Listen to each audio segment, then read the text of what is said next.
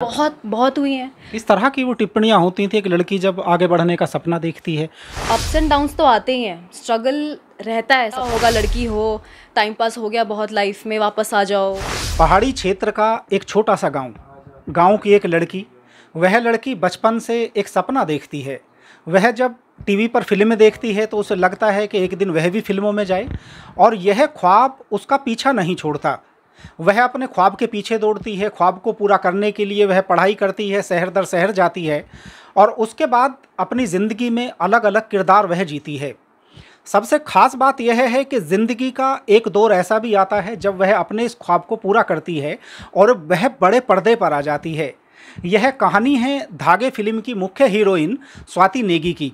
स्वाति जी, स्वागत है आपका। आप अपनी लाइफ की जर्नी के बारे में थोड़ा बताएं। नमस्कार सभी व्यूअर्स को। मैं अपनी जर्नी अगर बताऊं तो मैंने 12th किया था, जब पास आउट किया तो सबके अपने अपने ड्रीम्स होते हैं, सबके अपने अपने सेट टारगेट होते हैं कि मुझे मेडिकल लाइन में जाना है, या मुझे बीबीए करना है, मार्केटिंग में जाना है, या किसी भी और फील्ड में जाना है। बट मेरे बचपन से ही मेरे माइंड में ये था कि बीच बीच में आता था कि मैं कुछ अलग करने के लिए बनी हूँ।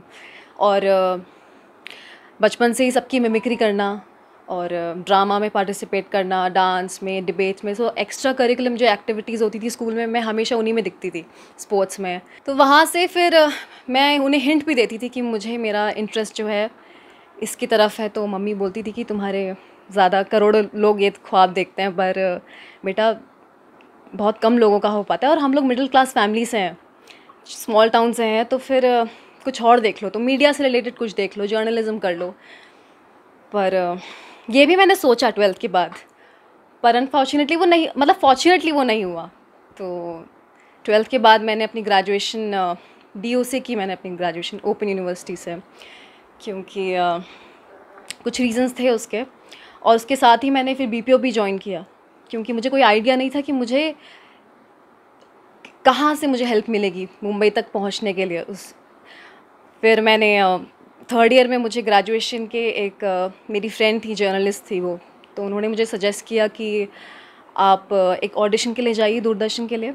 टॉम ऑल्टर सर थे उसमें, तो वो उसके ऑडिशन के लिए मैं गई ऐसे ही कि चलो चले जाते हैं। उस टाइम क्या होता था माइंड में कि नहीं, मुझे ZTV में करना है या किसी और बड़े चैनल के लिए ऑडिशन देना है, दूरदर्शन क्या होता है। पर मैंने वो ऑडिशन के लिए मैं गई, और मेरा 2 दिन के अंदर मुझे कॉल आता है कि आपका सिलेक्शन हो चुका है। और मैं काफ़ी खुश थी कि शो मुझे, मतलब मेरे पहले ऑडिशन में ही मिल गया। टॉम ऑल्टर सर के साथ मैंने स्क्रीन शेयर किया, और 1 साल तक वो शो रन हुआ। काफ़ी फेमस शो था वो दूरदर्शन का।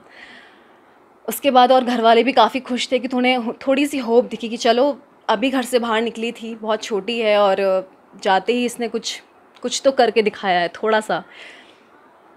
उसके बाद फिर मैं 6 महीने तक खाली थी दिल्ली में कि अब क्या करूँ। सेविंग्स भी इतनी ज़्यादा नहीं थी। तो मम्मी ने फाइनली बोला कि देखो, अगर तुम्हें यही करना है, अगर तुम दिल से चाहती हो कि तुम्हें यही करना है और तुम्हें यही सपना है तुम्हारा, तो तुम अभी चले जाओ, क्योंकि लड़कियों के पास आपको पता ही है ज़्यादा टाइम नहीं होता है। अच्छा, इस दौरान समाज के लोगों की टिप्पणियों का सामना बहुत हुई हैं। इस तरह की वो टिप्पणियां होती थी कि लड़की जब आगे बढ़ने का सपना देखती है, वह लड़की कहती है मैं ऐसा बनूंगी, तो समाज तरह तरह की टिप्पणियां करता, अपने लोग ही डिमोटिवेट करते। जी, मतलब ये होता था कि मेरे पापा, शुरू में उन्हें थोड़ा वो होता था कि क्यों भेज दिया लड़की को मुंबई।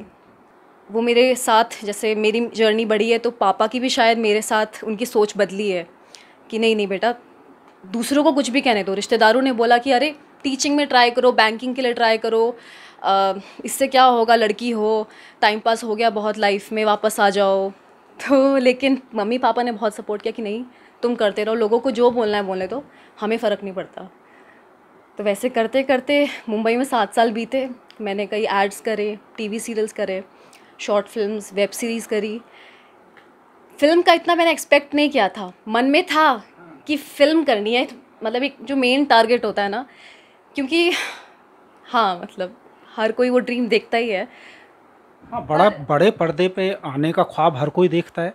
लाखों लड़के लड़कियां मुंबई जाते हैं और वहां जाकर वह गुम भी हो जाते हैं, और बहुत से लोग टूटे हुए सपनों के साथ वापस आ जाते हैं, और कुछ ऐसे होते हैं वो उस हार को एक्सेप्ट कर लेते हैं और एक्सेप्ट करके फिर एक दूसरी दुनिया में वो लोग अपनी ज़िंदगी बिताने लगते हैं। जी, बहुत अप्स एंड डाउन्स तो आते ही हैं, स्ट्रगल रहता है सबके। मतलब कई लोग क्या होता है कि हार मान जाते हैं, वापस चले जाते हैं, अरे नहीं यार 2-3 साल हो गया ट्राई, अब कुछ और देखते हैं। तो मैंने कभी कोई बैकअप नहीं रखा।